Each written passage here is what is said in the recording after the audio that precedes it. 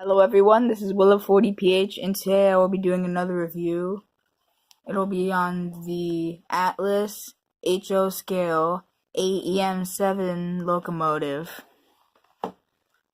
I have actually not unboxed this locomotive, so what I will be doing on camera is my first time taking it out of the packaging. If you want to learn about the history of the AEM-7, Amtrak Guide 365 did an Engines of Amtrak video on that. Now, let's get into the unboxing. Keep in mind that this model is from the old run. This is not the one that was recently released. There isn't much detail on the box. The two sides are the same, and the two ends are the same. The sides are the same with the exception of the fact that there's a sticker here that says officially licensed product of MTA Maryland, which owns MARC. Now, the top of the box simply slides off like this. This piece of plastic is held on by a piece of tape. That comes off, exposing 3 compartments. The one on the far right is empty. The one on the left has a bag which has some horn hook couplers in them in case you want to use these instead of the Atlas couplers. And in the middle one we have the AEM-7 itself.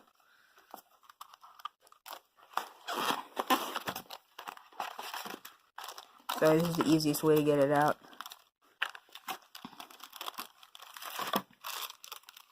We take off the shrink wrap, put the box aside, and here we have the locomotive itself. Before we take a better look at the engine, there is some paperwork included underneath the styrofoam. This is the instructions on how to lift the pantograph.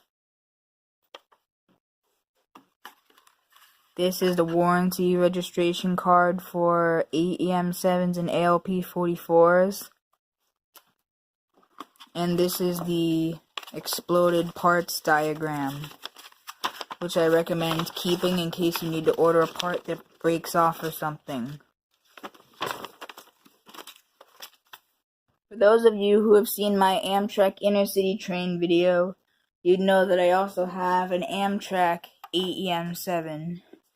Number 909, which is right here, and we'll be putting this one right behind the MARC unit and coupling them together. And I will now point out the details on this engine. You have your snowplow, MU cables, MU receptacles, uncoupling lever, MARC logo, the paint is crisp. Separately applied metal handrails, and marker lights, the brake light, the headlight. On the MARC unit, the frame is colored orange. Number boards, my number is 4902. If you have the unnumbered MARC AEM-7, those would be blank. The strobe lights, sadly they don't flash. Sinclair antenna, cab air conditioning unit, air horn, Nathan K5LA, and then pantograph. This resistor box can actually come off and you put your DCC decoder. I will leave a picture of what it looks like without the resistor box right there. The little gold piece right there is the bell. The EMD builder's plate shows that EMD built the locomotive. The road number 4902, again if you have the unnumbered one that would be blank. And now let's take a look at the roof detail.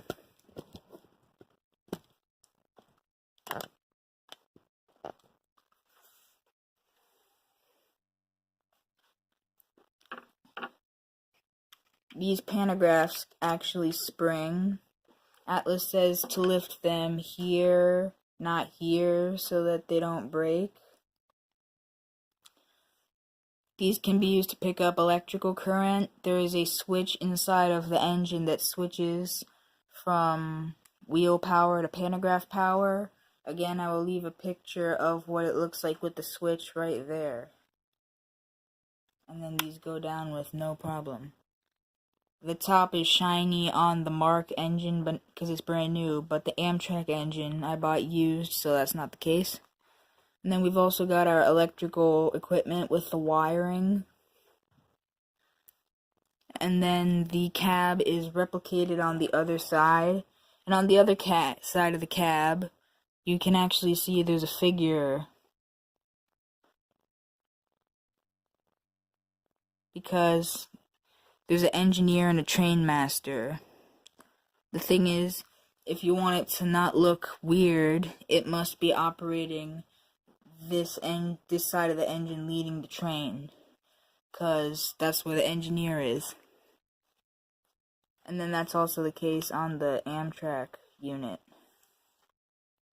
This is an NMRA standards gauge, and I'll use it to make sure that all of the wheels are the correct width apart. I will only do one wheel set on each AEM-7 on video to save time. The MARC engine is in gauge, and it is the same with the Amtrak engine. The rest I will do off video and let you know what ends up happening in 1 second. All of the wheels are the correct width apart, so now we'll check the couplers, starting with the MARC unit. It's the correct height. Now the other side, this is actually the F end. It's also the correct height. These are the Atlas couplers it includes, by the way. And now the Amtrak AEM-7. When I got this unit, I actually put Bachmann Easy Mate couplers on it. I'll probably do the same thing with the MARC engine, because the Atlas couplers I don't really like. And this end is the correct height. Now the F end, it's a little bit low. The Amtrak AEM-7, I have already made a video of it running, so you know it runs great. The MARC engine, however, is brand new, so I don't know how it runs.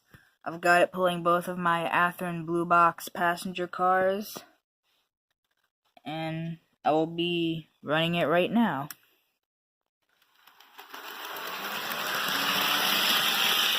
Right now it's moving really slowly, and now it's currently at 10. Now we'll move it up to 20. Now you can really see it moving. 30.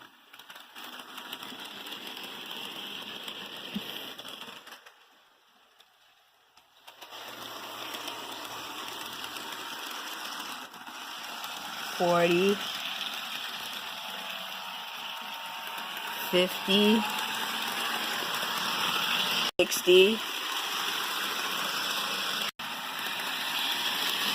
70, 80, 90,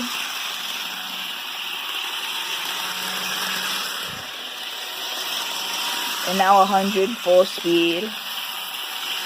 And let's see if it stops right away or comes to a gradual stop if we suddenly take away the track power.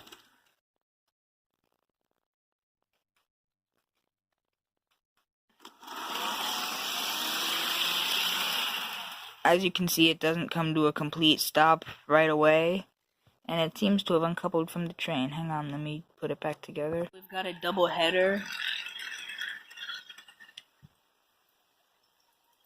I just thought this would be cool.